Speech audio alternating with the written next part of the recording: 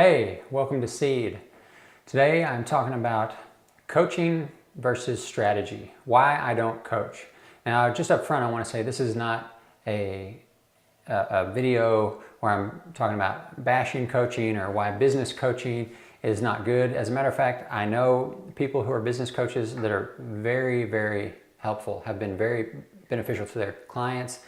I know I have friends who have used business coaches and have experienced a lot of success in their business because of the help that a coach gave them.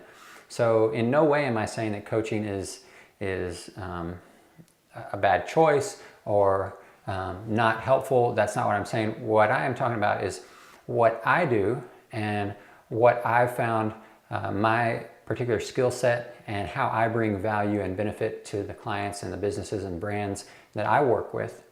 And at this time, where I'm at in that and why strategy is something that I feel like I can do much better than coaching.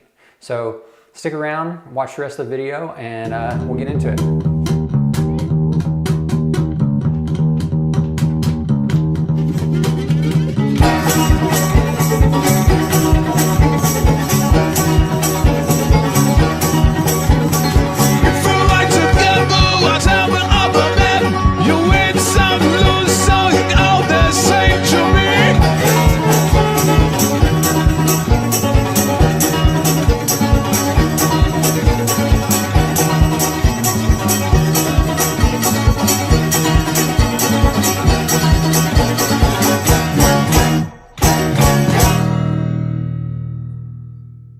All right, so coaching versus strategy. What I want to start off just giving a basic definition of what a coach is. I know you know this, but I want to just put it out there. I'm going to try to keep it short and brief today, so I'm going to go kind of quick. So a coach is a person who trains someone. They train an athlete or a private tutor, someone who prepares a student for an examination, someone who instructs another.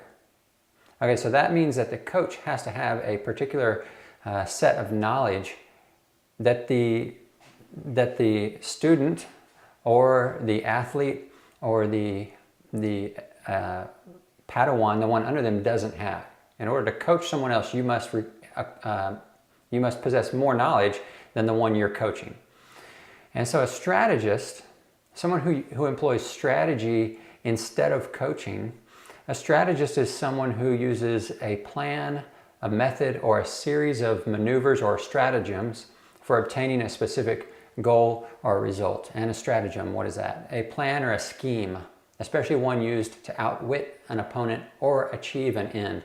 And that's what I want to focus on, is not necessarily outwitting an opponent, but achieving an end. As the definition said a minute ago, obtaining a specific goal or a result.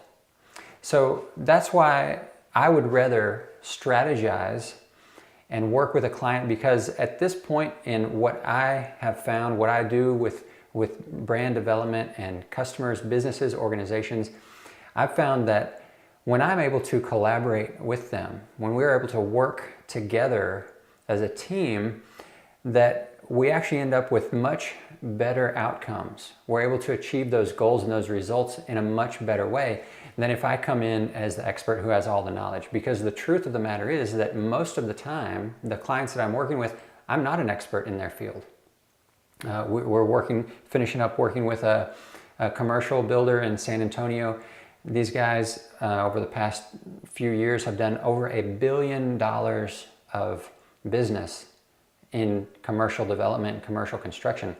They know way more about construction than I do. I will never know what they know about construction. So there's no way I can bring any expertise to that. But what I can do is I can bring my expertise, which is investigation, which is asking questions, which is a form of counseling and doctoring, the scientific process, experimenting, critical thinking, logic, and even psychology.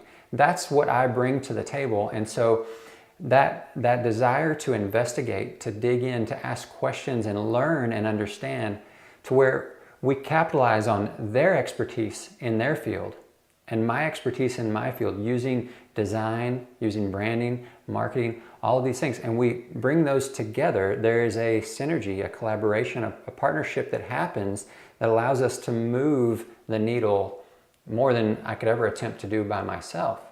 And in the end, the client, the end user, who is the client, the business, the organization, they are much more invested in what we are doing.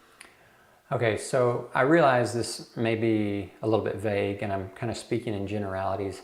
So I want to briefly describe the process that I use to work with clients when I'm doing strategy and brand development. And it's something that lately I've been calling classical strategy, because in a way it's kind of returning to some old, tried and true tactics from long ago that include basic asking questions, listening for answers, and uncovering those needs. So the process that I use basically consists of five steps. I'm going to go over them briefly, and maybe in another video I'll go into the process a little bit more. But step one is investigation. So this is just asking lots and lots of questions to the client, asking about things. What are their goals for the upcoming year? What are their goals for their business? What are they trying to accomplish? What are some of the obstacles that they're facing, difficulties, challenges? Where are they spending their time? Where would they like to spend more time? Where would they prefer to spend less time? What are the things that are keeping them awake at night? All these question after question after question, lots and lots of investigation with lots of people within the organization, as many as I can have access to. So that's step one, is investigation.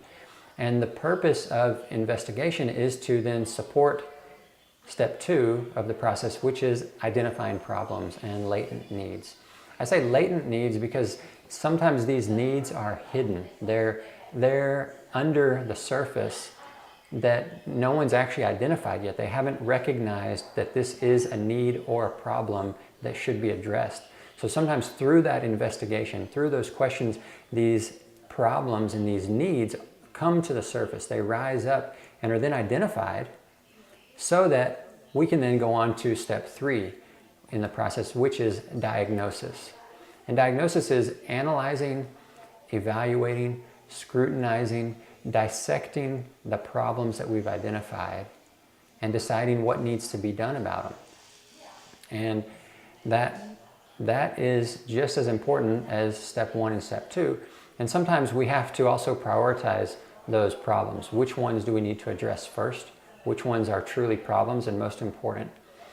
And so then once we've investigated, we've identified problems, we have diagnosed them, and we've kind of chosen the big problems that we want to focus on, the next step in the process is brainstorming.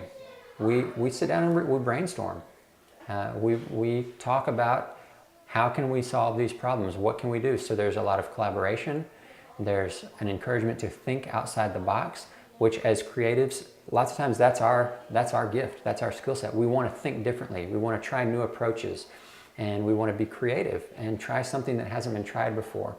But we also lean on the expertise of our client in their field and what they're doing, so that we don't get drawn too far away and too creative, too outside the box, to where we're trying something that's not appropriate for their industry. So that collaboration helps keep us grounded as creatives, but it also helps push them to experiment and to try new things and to attempt some creative problem solving.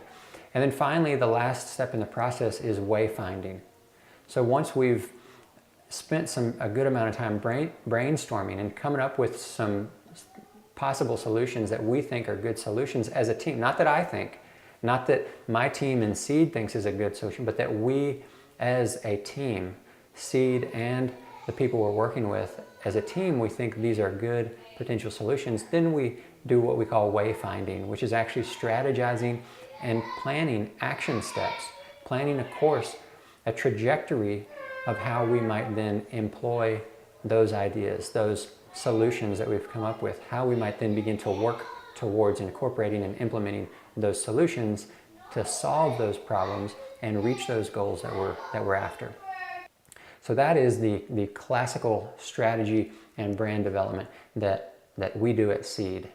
and that I believe we have a talent and a gift for, something that we not only are good at, but we enjoy and is fun.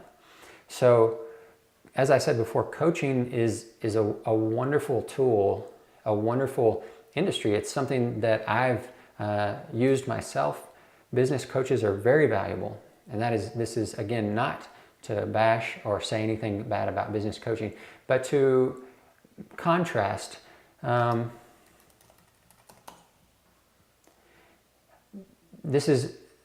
to contrast the difference between coaching and strategizing.